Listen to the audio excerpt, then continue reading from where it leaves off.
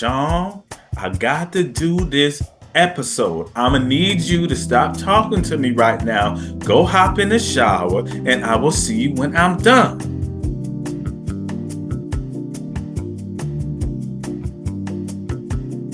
And I'm live.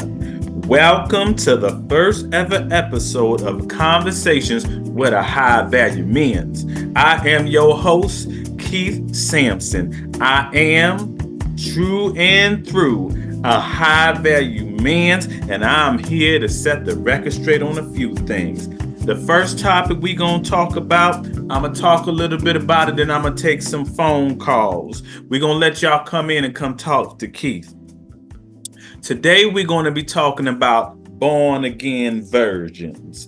These are those women that when they was teenagers and in their 20s was ran through like a tunnel over there in Gaza, and now all of a sudden they want to come to a high value man's and tell me I got to wait.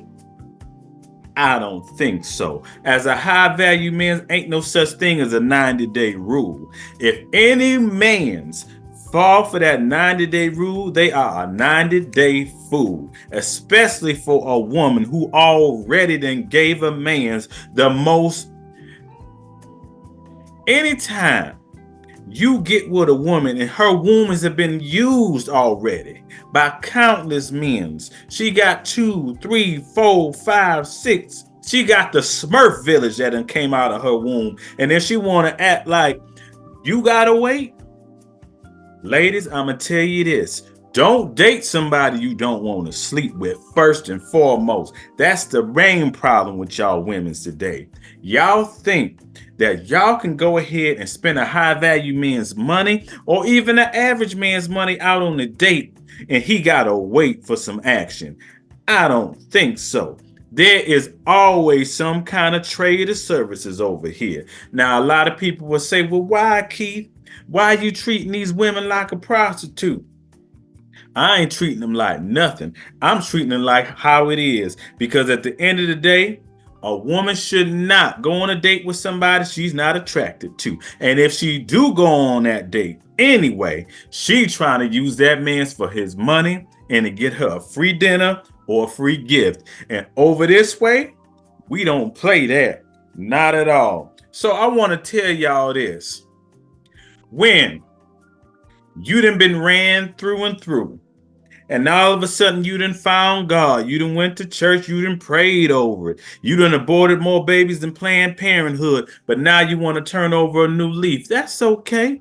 But when it comes to a high value man, you got to understand, I ain't waiting on you. You can wait on God. Keith ain't waiting on you, and you shouldn't want to make a man's wait. Because at the end of the day, your womb has already been used. You done already gave some other men's, and a lot of time it's men that ain't about nothing. The greatest gift a woman could give a man's, which is legacy. As a high value man's, legacy means everything to us. You mean to tell me that I gotta go out on a date with you knowing you got 5 or 6 rugrats running around at home, and then I can't come in and do what I need to do and get what I need to get? But you expect me to put money in your mouth and them kids' mouth? I remember a few years back. Now, this woman didn't claim to be no born-again virgin, but she got upset, and I think it was a hoax, but she went viral for going online talking about she was mad at this man she was dating because he bought food for his kid and not her kids. That's the problem with you women nowadays. Y'all got it made up in your head, this false sense of privilege and entitlement. At the end of the day, a man ain't got to do nothing for you. Y'all don't want to do nothing for a man, so why we got to do something for you? It is not optional when it comes to you, so it shouldn't be optional for us. At the end of the day, a man's is going to be a man's, and every woman know what a man's want. The first thing that a man sees when he sees a woman is he see that face and that body. If that face look like Miss Potato Head and that body look like it was bought from Dr. Tallahassee instead of Dr. Miami, you can best believe a high value man's ain't waiting on you. Matter of fact, he might not even check for you. Let's give you this scenario.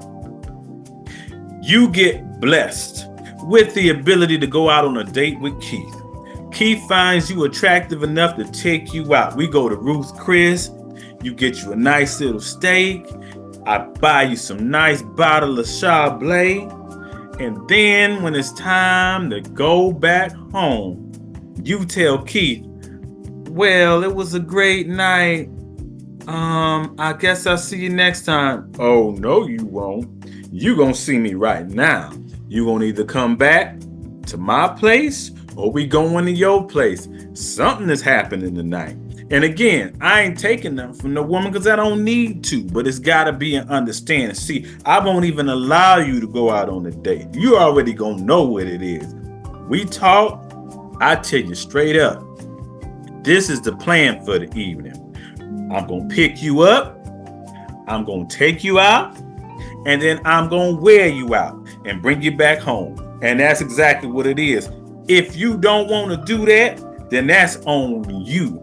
You need to be straight up, right off the bus. That you ain't trying to have no relations with Keith, cool. Then Keith ain't taking you out. Matter of fact, I think I got my first caller calling in. My first caller, let me see what she got to say about this situation. We talking about born again virgins. What's your name, young lady? Hello? Hello, are you there? See, this is the problem with these girls. They can't even get their audio together.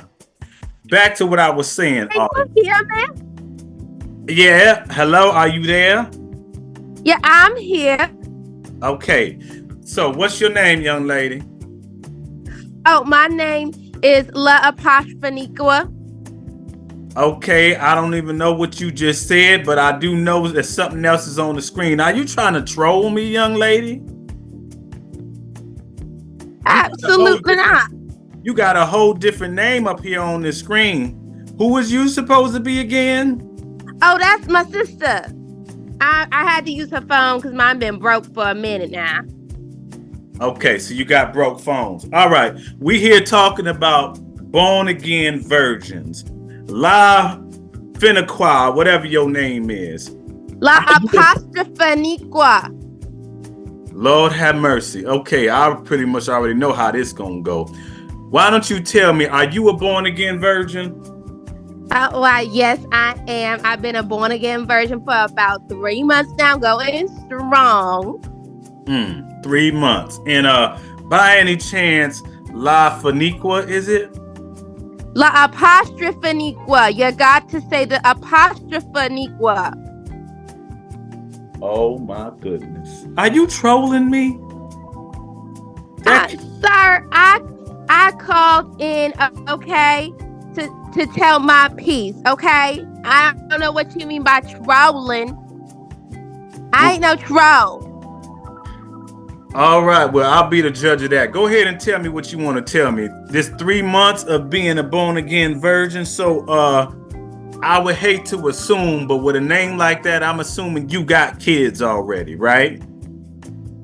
Why, yes, I do have I have 3 beautiful children. You got I got 3? A little boy and a little girl and another little girl. So 1 boy and 2 girls. Let's ask the $1 million. That's right. Let's ask the $1 million question. Are these all by the same father? I don't know why that would matter. Well, it matters a lot to a high value man. See, because you called into the show, you want to try to get a high value man. So as a high value man, I need to know, these 3 babies you got, are they from a marriage? La Apostrophe. La Apostrophe. And we was kind of married, one of them, and my other 2 baby fathers, well, one of them, that's why I've been a born again virgin for 3 months, because that's when he got locked up. However,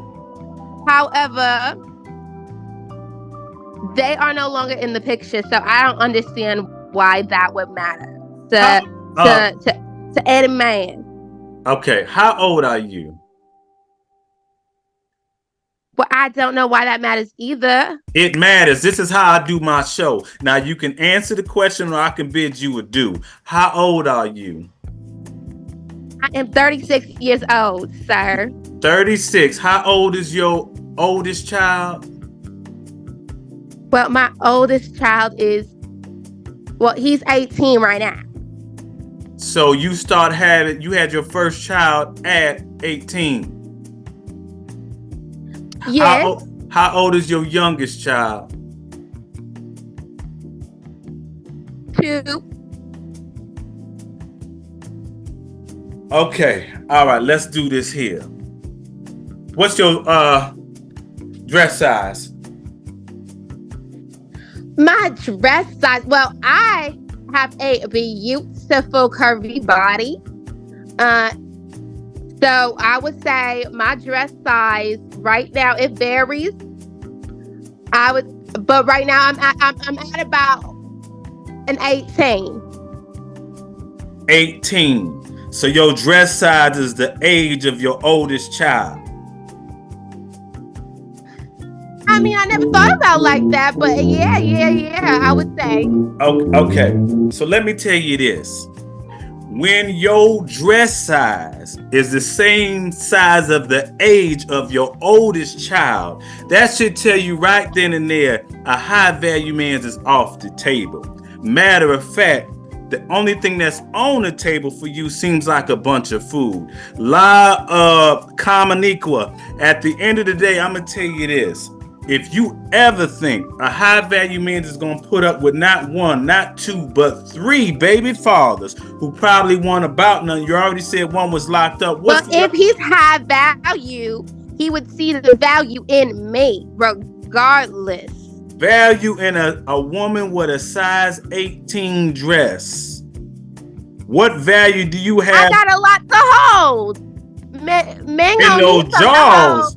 Absolutely. You got a lot to hold in them jaws. The only value you got is good value food. At the end of the day, and I'm going to tell you this because I don't want you to think I'm just going to bash you. I want you to understand this. As a high value man, the fact that you think you can have 3 kids by 3 different men, and I use that term very loosely, 3 different men. They were all men, okay?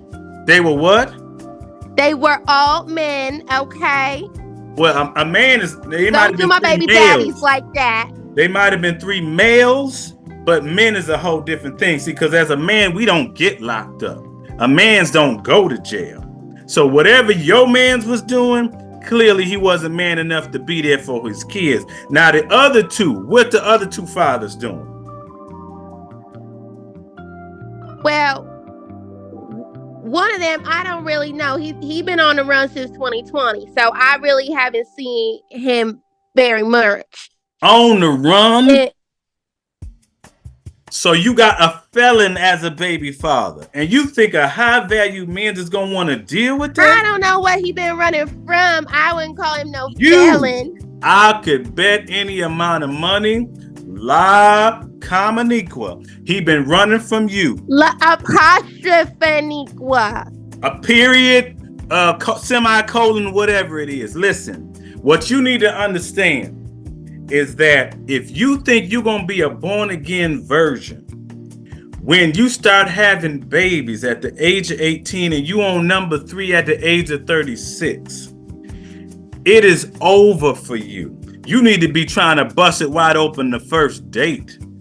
At the end of the day, you might as well get some kind of pleasure out the deal because you ain't going to have nobody stick around and deal with what you got going on. That just ain't going to happen. And you were I just 18? Don't see it. You said what? Well, I just don't see what you're saying because I mean, I already have the kids, so I prefer a man who doesn't have any. That would just be way too much for all of us. And I feel like a man would want to come into that. He don't have to handle no responsibilities other than just me and my kids. He don't have to worry about having no extra. So, okay. So this man's can't even get his own kids from you, but he got to take care of a felon's baby. and a prisoner's baby, and who knows what the other baby father was like. And then he got to deal with a woman with a size 18. See, this is what y'all women don't See, I think understand. my size is a good thing, though. A good thing for what? High cholesterol? A heart attack? Lady, it's a miracle that you even able to talk right now. You, with the size you are, you should be on somebody's oxygen tank. And at the end of the day, you women's really need to understand something. A high value men's, the reason we call it high value is because we have a high value. What kind of man's would want to be with a woman that he can't even have his own kids from, and he got to take care of somebody's kids that might get out of jail and try to cause trouble? Is that fair to him? I think that's very fair. I mean, I got some good kids. Ma'am, are you trolling me? I'm just trying to figure out why you keep calling me a troll. Maybe it's because you're the size of a troll, man.